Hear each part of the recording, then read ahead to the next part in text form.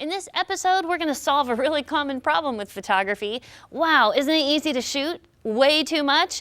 Man, I can get so many images and have so much fun. The downside is you got to spend a lot of time sorting, selecting, and all that. So we want to give you some fast tools so you can edit stuff as fast as possible. We're going to give you 4 tools to sort your images and select them really fast. We're also going to be using the top 5 programs that are rated for organizing your images, and the best part, 2 different strategies for selecting the best images. Here's the question, should you select the good ones or should you select the bad ones and pull those out? Well, sometimes you do both, and you're going to be able to decide which one to use when. So we're going to show you the 4 tools. We've got stars, we've got flags and tags, we have keywords, and we have albums or collections. First, what are stars for anyway? Well, putting a star on an image makes it special, right? Or if you put 1, 2, 3, 4, or 5 stars, 5 stars are... So what I've got here is an event that I went to in Oakland. I went to an A's game with my godsons, and I took, 600 some pictures, and I want to edit down and make a nice album of, say 40 images or so. So what we're going to do is we're going to take a look at these, and I'm going to double click here, and I'm going to rate these. Now with elements, I can actually add stars. Now see up here, there's like 5 stars, but you can just hit, say, the 3 key, and it'll put 3 stars, or 5 key, or you can click and take them off if you want. So I'm just going to go forward with my advanced key, which is the arrow key, and when I see one I like, I'm just going to hit 3 stars, and that's a good one of the field. We'll do 3, and we'll just go through here, and we'll pick out any of the ones we think would be good and hit a key.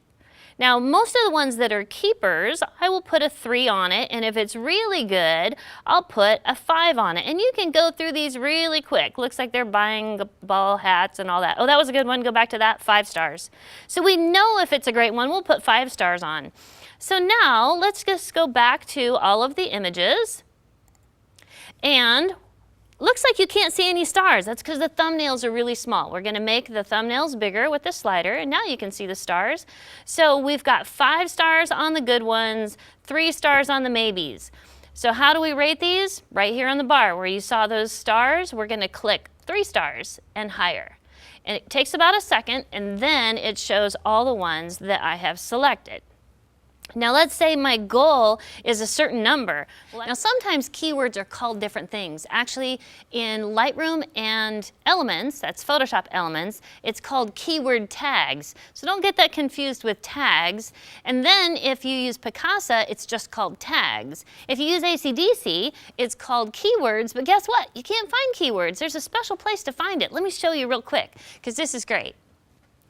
Over here on ACDSee, I have a bunch of images here I want a keyword, so I'm going to select all of them, and I'm going to go up here to Batch. On my menu bar, it says Batch, Set Information, right there. So when I click that, I would actually enter in my keywords right here. So don't let that confuse you. Keywords work the same, just sometimes they're called different things in different programs. Another thing, sometimes they're applied differently. Each program has its own little way of applying keywords, and they're all easy. It's just a matter of figuring out what they are. Let me show you real quick in Elements how to apply keywords, because there's all kinds of little icons and lots of helps too.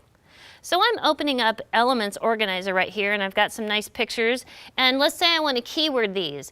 Over on the Organize tab, we have albums and we have keyword tags. I'm going to turn down the arrow to the keyword tags.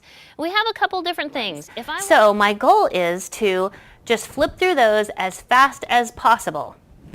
Now, ideally, I want to use a program that I can download them, sort through them quickly, and show them to my customer ASAP while the excitement is still high.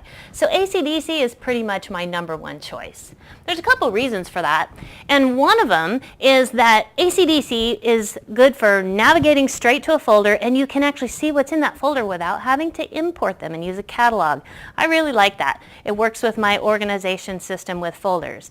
And then it's one of the best tools that I found for downloading files, because when you import your files, you can renumber them, you can save a backup folder somewhere else, a copy, And then you can save a separate folder for the RAWs, separate the JPEGs and RAWs if you want. You can keyword, you can add your copyright information, and all that at one time whenever you're downloading. That's like multitasking. I love it.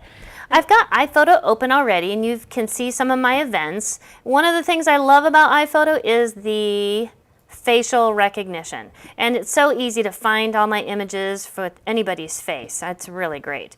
But here's what's really amazing to me, and that is the geotagging. Now I've got images all over here, but what I want to use it for is how to show my customers where to be photographed and what these locations look like.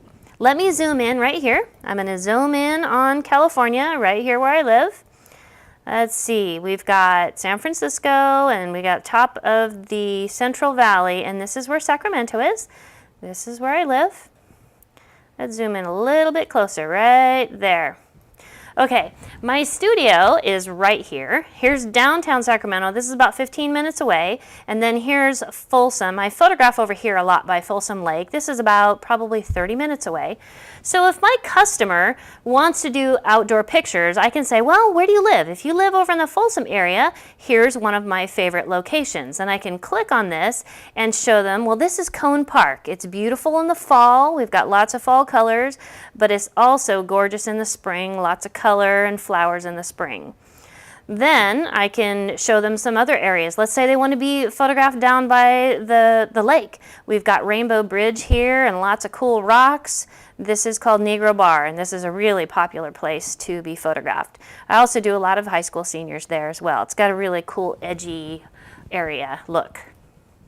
Then let's say they want to do something a little more urban, like downtown. We can go here to downtown, and there's lots of great locations on K Street Mall, and I can just zip right over here and show them, well, if they want something